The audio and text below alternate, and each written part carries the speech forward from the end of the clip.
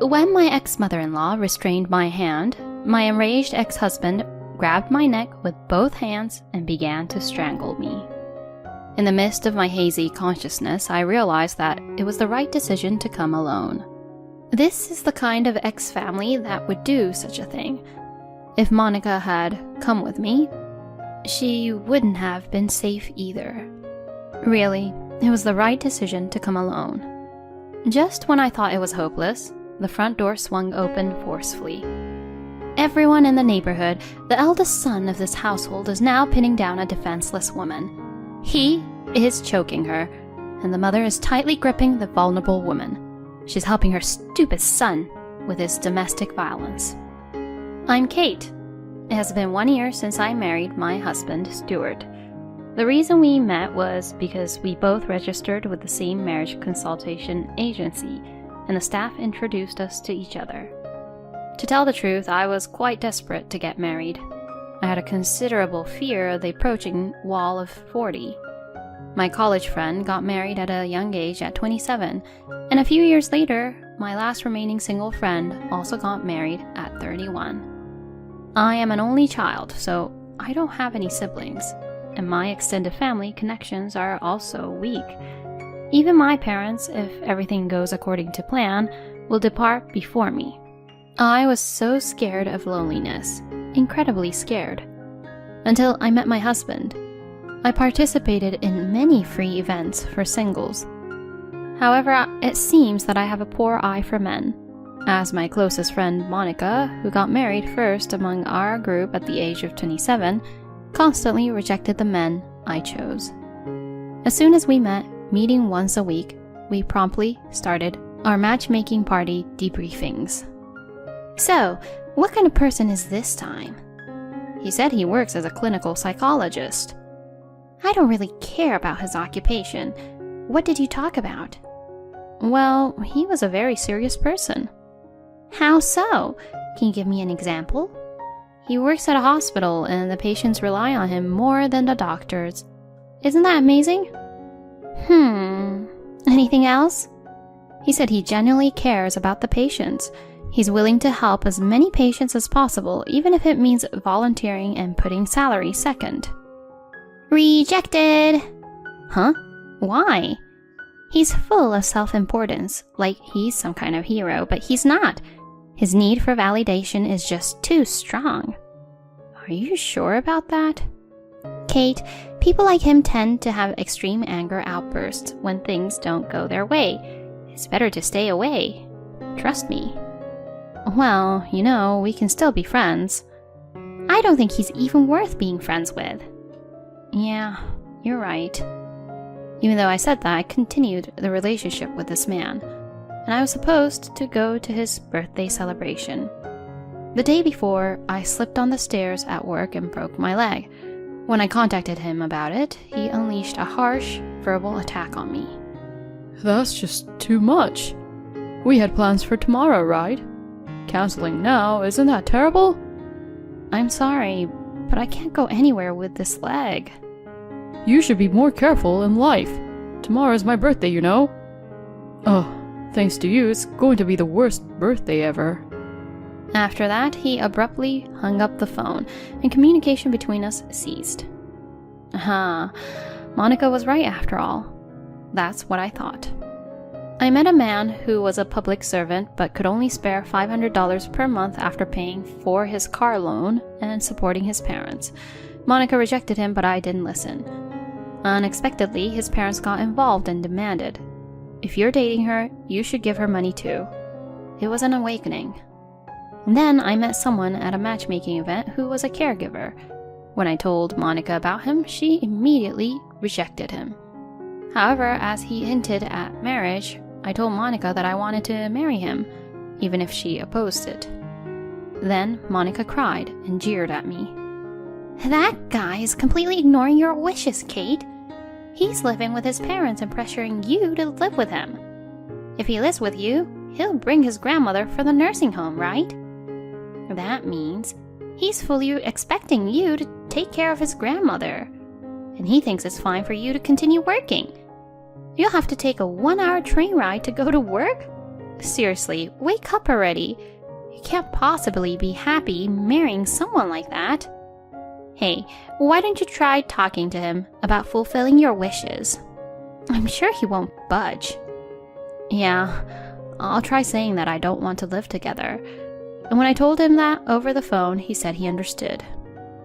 When's your next date? Maybe the day after tomorrow.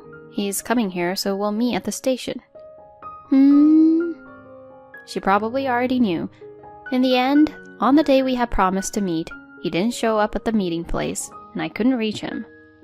Still, I waited for 3 hours, hoping he might show up someday. And in front of me, Monica appeared. You understand now, right? Yeah, sorry. You don't need to apologize. The guy turned out to be a complete jerk. Anyway, since I came here by car, I'll give you a ride home. Let's have something delicious to eat on the way back. I'll get angry if you don't. Thank you. And during our meal, Monica made a suggestion. If you really want to get married, stop going to those free matchmaking events. Go to a proper marriage agency and pay for it. Honestly, I hadn't thought about that, but now that she mentioned it, it's true that for someone like me who lacks judgment, it would be better to know more about the other person's background. It might be a good idea.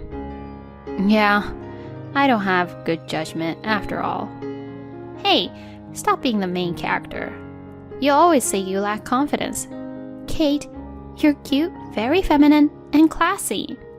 Those losers from before were just passing through, so don't dwell on them. Next! If you think this guy is no good, it's okay to say, oh, he wasn't right for me. Don't think anything more about it. Kate, if you're worried, I'll go with you to listen to the explanation at the marriage agency. Really? Thank you. And so our visits to marriage agencies began, but right around that time, Monica's husband was transferred overseas. She moved overseas while worrying about me. I can't rely on others anymore. I have to carve out my own life. With that in mind, I joined a marriage agency, and within 3 months, I met my husband and got married.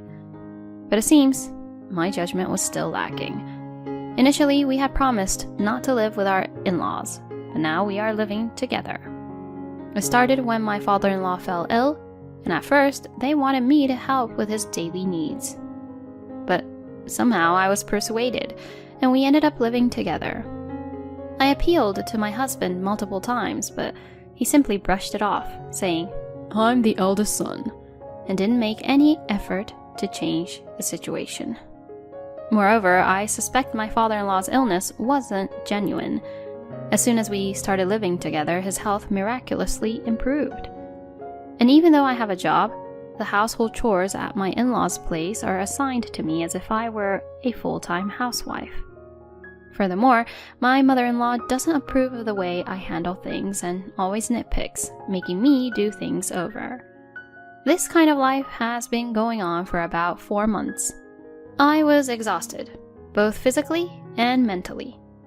I consulted my parents about this, but they had traditional views and told me to serve my in-laws since I'm their daughter-in-law. The root cause of all this was my lack of judgment, and it was all because I rushed into marriage.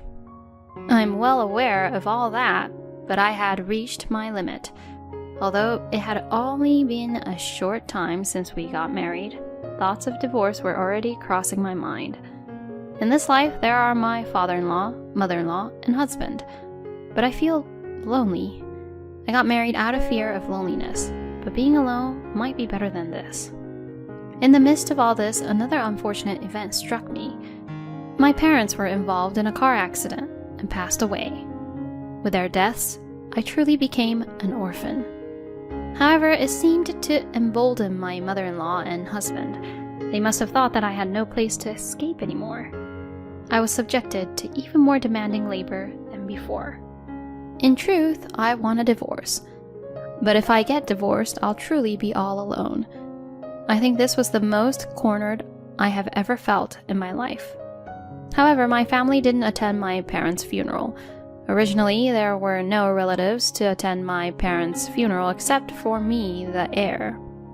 It was a deeply lonely farewell. But there was one person who attended the funeral. Just one person. It was Monica, who immediately boarded a plane after hearing the news. When she saw me, her eyes were red, and without a word she embraced me tightly. At that moment, everything I had been holding back overflowed, and I cried out loudly. She stayed silent and stayed by my side until the end. Monica, thank you so much today. Yeah, I have to go back. What? I'm not letting you go. I already booked a hotel, so come with me. I followed her to the hotel as she told me to. Just so you know, Kate, you're not alone. If anything happens, I'll definitely help you. Speak your mind freely. Those words gave me courage. I want a divorce. I understand. Well, let's plan it out. If you're going to have a discussion, I'll be there too. Thank you, but I probably don't need to have a discussion. Why not? The divorce papers, I brought them with me. But you still need to get them signed by the other party, right? I already have his signature and his documents. Huh? So far, every time something happened to me, they threatened me with a divorce. I was afraid of being alone, so I couldn't take any concrete action, but they used that as an opportunity to repeatedly show me the pre-filled divorce papers. When I reached my limit and decided to confront them for not attending my parents' funeral, I brought out those divorce papers. You did it! All right. Let's submit it right away. Do you have everything prepared? Of course. All right, let's go together.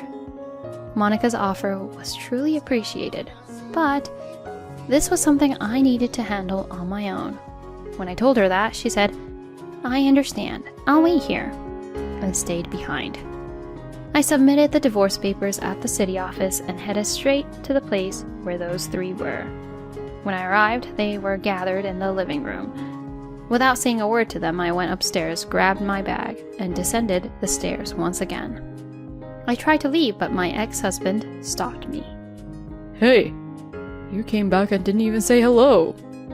Well, you never greet me either, do you? Forget about that. Transfer all the money to my account, right now. What are you talking about? It's obviously your parents' inheritance. It's $1 million, right? You're well informed. You talked to your parents about it before, didn't you? You have interesting hobbies. Eavesdropping, I mean. Just transfer the full amount to my account right now. Why? I mean, it's obvious that the money for your wedding comes from our family, right? Don't you understand that? You don't have any family other than us now that your parents are gone. From now on, you need to be obedient. That way, your livelihood will be guaranteed.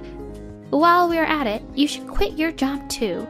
I won't tolerate any backtalk from you as a daughter-in-law. I was out of my mind. I couldn't make rational judgments. I wanted to get married because I was scared of being alone. But rushing into it was never a good idea, right? What's with you?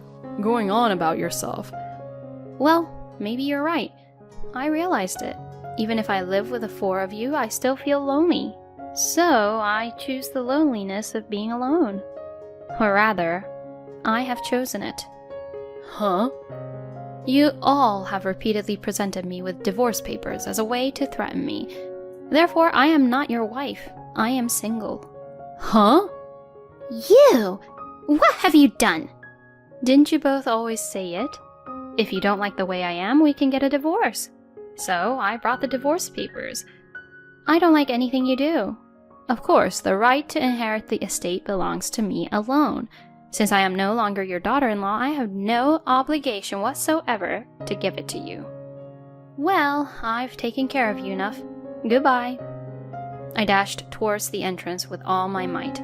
However, just as I was about to escape, my ex-husband tackled me and I fell down. My ex-husband grabbed me by the chest, pinning me down. You damn piece of shit! Don't get cocky. Cancel the divorce right now. No, I won't. I absolutely won't. I'm scared. I don't know what he'll do to me anymore. My ex-husband's grip on my chest was incredibly strong. I desperately tried to shake him off, but his mother held down my hand. This child won't understand until she experiences pain. For someone so incompetent, they need the whip of love, don't they? While his mother held my hand, my enraged ex-husband grabbed my throat with both hands and began to strangle me.